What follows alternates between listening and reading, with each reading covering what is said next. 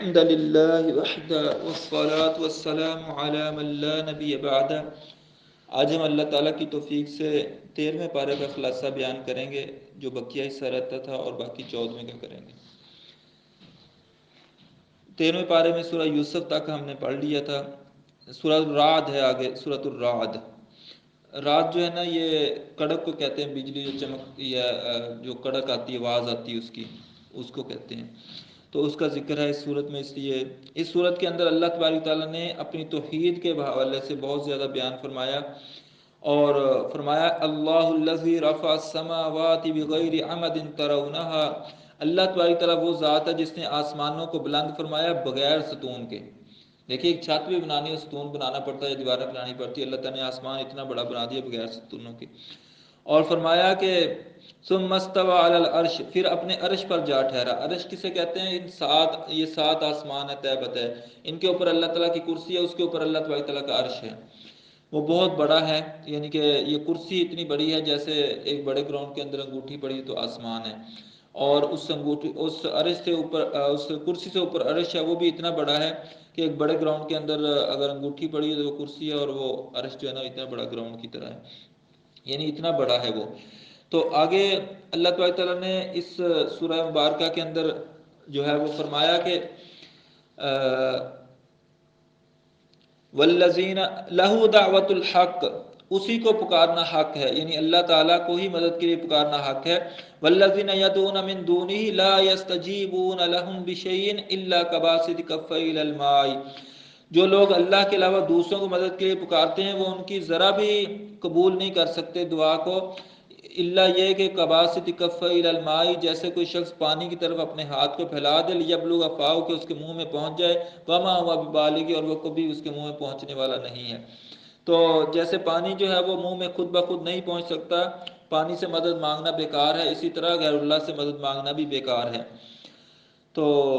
اسی طرح جو ہے وہ اس سورہ مبارکہ کے اندر اللہ تبارک تعالیٰ نے آخرت کے حوالے سے ذکر فرمایا کہ آخرت میں جو ہے وہ جو لوگ جو بد کردار ہیں، ان کی بد کرداریوں کو بیان کیا، اور فرمایا کہ ان کے لیے جہنم کے اندر عذاب ہوگا، اور جو نیک مومن بندے ہیں ان کی صفات کا بیان فرمایا اللہ تبارک تعالیٰ نے، اور فرمایا کہ وہ جنات عدن یدخلونہا، وہ جنت عدن کے اندر ہمیشہ رہنے والی جنت میں داخل ہوں گے، اور اس کے اندر جو ہے وہ ان کے لیے ان کے والدین، ان کے آباء و اجداد اور ان کے بیویاں اور ان کے بیٹے بھی اس کے اندر ہوں گے، والملائکۃ یدخلون علیہم من کل باب، اور ہر دروازے پر جو ہے فرشتے کھڑے ہوئے ہوں گے ان کے استقبال کے لیے، اور کہیں گے سلام علیکم بما صبرتم، تم پر سلامتی ہو جو تم نے صبر کیا، فنعم عقبی الدار، یہ بہت ہی اچھا گھر ہے تمہارے رہنے کے لیے۔ اسی طرح اس صورت میں اللہ تبارک تعالیٰ نے فرمایا یمحو اللہ ما یشاء ویثبت وعندہ ام الکتاب، اللہ تعالیٰ جو چاہتا ہے مٹاتا ہے، جو چاہتا ہے باقی رکھتا ہے، اس کے بعد ام الکتاب ہے، تقدیر کی کتاب اللہ تبارک تعالیٰ کے پاس ہے، وہ اس میں سے جس کو چاہتا ہے کچھ اور لکھنا چاہتا ہے، کچھ مٹانا چاہتا ہے، اللہ تبارک تعالیٰ کے اختیار میں ہے۔ جیسے وہ آتا ہے نا کہ حضرت عمر رضی اللہ عنہ خانہ کعبہ کا غلاف پکڑ کر یہ دعا کیا کرتے تھے کہ اللہم ان کنت کتبت علی شکوۃ او ذنبا فامحو فانک تمحو ما تشاء وتثبت وعندک ام الکتاب فاجعل سعادۃ ومغفرہ۔ اے اللہ، اگر میری قسمت کے اندر کوئی بد قسمتی یا کوئی گناہ کے کام لکھے ہوئے تو اس کو مٹا دے، اے اللہ تبارک تعالیٰ اس کی جگہ پر جو ہے وہ فاجعل سعادۃ ومغفرہ، سعادت خوش بختی اور مغفرت لکھ دے۔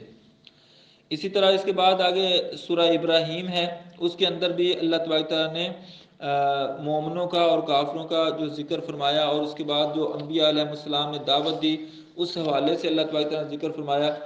اور اللہ تبارک تعالیٰ نے شکر کے حوالے سے فرمایا کہ وَإِذْ تَأَذَّنَ رَبُّكُمْ لَئِن شَكَرْتُمْ لَأَزِيدَنَّكُمْ وَلَئِن كَفَرْتُمْ إِنَّ عَذَابِي لَشَدِيدٌ۔ اگر تم اللہ کا شکر کرو گے تو اللہ تعالیٰ اور زیادہ دیں گے، اور اگر تم اللہ کی ناشکری کرو گے، کفر کرو گے، تو اللہ کا عذاب بھی بڑا سخت ہے۔ پھر اللہ تعالیٰ نے پچھلی قوموں کا ذکر فرمایا، اور انبیاء علیہ السلام نے جو دعوت دی اس کا ذکر فرمایا۔ آگے جو منکرین جو تھے، جو انبیاء علیہ السلام کو نہ ماننے والے، انہوں نے کیا باتیں کی وہ بھی اللہ تعالیٰ نے بیان فرمایا۔ اسی صورت میں اللہ تبارک تعالیٰ نے بیان فرمایا کہ جب جہنمی جہنم میں جائیں گے تو ان کو کون کون سے عذاب ہوں گے، کس کس طرح کے عذاب ہوں گے، اور شیطان جو ہے وہ قیامت کے دن کیسے مکر جائے گا، وہ کہے گا جو میں نے وعدے کیے تھے وہ جھوٹے کیے تھے، جو اللہ تعالیٰ نے وعدے کیے تھے وہ سچے کیے تھے۔ اور اسی طرح جو ہے وہ اللہ تعالیٰ نے یہاں پر فرمایا سورہ ابراہیم میں، یثبت اللہ الذین آمنوا بالقول الثابت فی الحیات الدنیا وفی الآخرہ، اللہ تعالیٰ مومنوں کو، ایمان والوں کو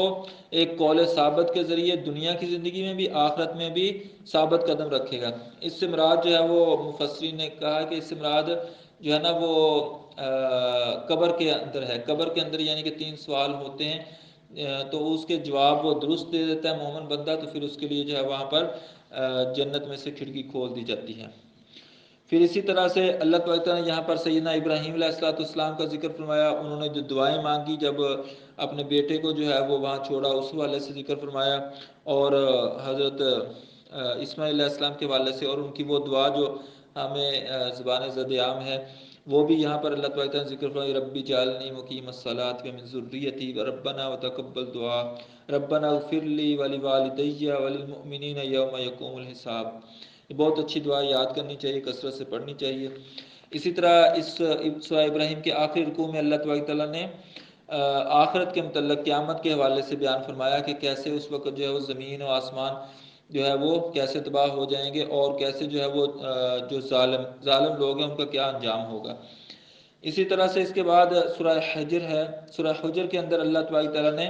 شروع میں پہلے 2 رکوع میں اپنی توحید کو خوب اچھی طرح سے بیان فرمایا، اپنی نعمتوں کا ذکر فرمایا، اور اس میں سے ایک بڑی نعمت کا ذکر یہ فرمایا کہ انا نحن نزلنا الذکر وانا له لحافظون، یہ ذکر، یہ قرآن ہم نے نازل کیا اور ہم اس کے محافظ ہیں۔ اسی طرح جو ہے وہ اس کے تیسرے رکوع میں اللہ تعالیٰ نے حضرت آدم علیہ السلام کا واقعہ بیان فرمایا، جب شروع میں ان کو بنایا، فرشتوں سے سجدہ کروایا تو شیطان نے، ابلیس نے سجدہ نہ کیا تو وہ راندہ درگاہ ہوا، اس نے مہلت مانگی، اس کا ذکر فرمایا۔ اور اسی طرح جو ہے وہ اس سے اگلے رکوع میں اللہ تعالیٰ نے فرمایا کہ جنتی جو ہیں وہ جنت کے اندر کیا کیا نعمتیں پائیں گے، اور فرمایا کہ نبی عبادی انی انا الغفور الرحیم، میرے بندوں کو بتا دیجئے میں بڑا غفور الرحیم ہوں، ان عذابی والعذاب الرحیم، میرا عذاب بھی بڑا سخت دردناک عذاب ہے۔ یعنی اللہ تعالیٰ بڑے غفور الرحیم بھی ہیں اور بڑا عذاب بھی رکھتے ہیں، تو اللہ کے عذاب سے پناہ مانگنی چاہیے اور اللہ کے جو ہے نا وہ رحمت کو مانگنا چاہیے۔ اسی طرح آگے اللہ تعالیٰ نے سیدنا ابراہیم علیہ السلام کا واقعہ بیان فرمایا، جب ان کے بعد فرشتے آئے اور وہ فرشتے جو ہیں ان کو خوشخبری دینے کے بعد پھر لوط علیہ السلام کے پاس پہنچے عذاب لے کر اس کی قوم پر، تو لوط علیہ السلام کے وہ واقعہ کل بھی بیان ہوا تھا سورہ ہود کے حوالے سے پرسوں، تو اس سے یعنی کہ کچھ مزید تفصیل اس کے اندر اللہ تعالیٰ نے نازل فرمائی یہاں پر۔ پھر اصحاب الایکہ کا ذکر فرمایا، اصحاب الحجر کا ذکر فرمایا، تو اس کے بعد جو ہے وہ آخری رکوع میں اللہ تعالیٰ نے انبیاء علیہ السلام کی دعوت کے حوالے سے بیان فرمایا، اور خصوصاً نبی مکرم صلی اللہ علیہ وسلم کے بارے میں فرمایا انا کفیناک المستہزئین، جو آپ کا مذاق اڑاتے ہیں ہم آپ کی طرف سے کافی ہو جائیں گے، یعنی ہم جو ہے وہ ان کو خود ہی عذاب دیں گے۔ اسی طرح اس کے بعد سورہ نمل ہے، سورۃ النحل۔ سورۃ النحل جو ہے یہ خصوصاً توحید کے حوالے سے بہت ہی بہترین صورت ہے، اس کے اندر اللہ تعالیٰ نے اپنی توحید کو کھول کھول کر بیان فرمایا ہے، اور اس میں اللہ تعالیٰ نے فرمایا وَإِلَٰهُكُمْ إِلَٰهٌ وَاحِدٌ، تمہارا الہ جو ہے وہ ایک ہی الہ ہے، تمہارا پروردگار ایک ہی ہے جس کی عبادت کی جائے گی۔ اور فرمایا وَالَّذِينَ يَدْعُونَ مِن دُونِ اللَّهِ لَا يَخْلُقُونَ شَيْئًا وَهُمْ يُخْلَقُونَ، جن کو تم اللہ کے سوا مدد کے لیے پکارتے ہو، من دون اللہ کو، وہ انہوں نے کچھ پیدا نہیں کیا بلکہ وہ خود پیدا کیے گئے، اموات غیر احیاء، وہ مردہ ہیں زندہ نہیں ہے، وما یشعرون ایان یبعثون، انہیں تو یہ بھی شعور نہیں کہ کب زندہ کیے جائیں، کب ان کا یعنی قیامت آئے گی، کب قیامت آئے گی، یہ بھی ان کو شعور نہیں ہے۔ اسی طرح اللہ تعالیٰ نے یہاں پر جو ہے وہ مومنوں کے آخرت کے انجام کے حوالے سے، کافروں کے آخرت کے انجام کے حوالے سے بیان فرمایا، اور اللہ تعالیٰ نے توحید کے مزید دلائل جو ہے وہ واضح طور پر یہاں پر بیان فرمائے، اور اس میں سے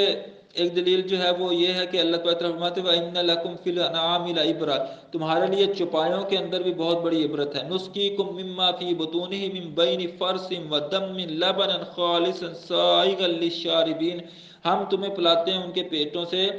جو ہے وہ بالکل خالص دودھ، جو کہ پینے والوں کے لیے بڑا لذت کا باعث بنتا ہے. اور فرمایا بین فرث و دم، وہ نکلتا ہے یعنی کہ گوبر اور خون کے درمیان سے. اب خون کس کلر کا ہے؟ سرخ کلر کا. اور جو اس نے چارہ کھایا وہ کون سا؟ سبز تھا. تو اس میں سے اللہ تعالیٰ نے دودھ کون سا تھا اپنا؟ بالکل سفید. کتنی بڑی اللہ تعالیٰ کی قدرت کی نشانی ہے. اسی طرح فرمایا کہ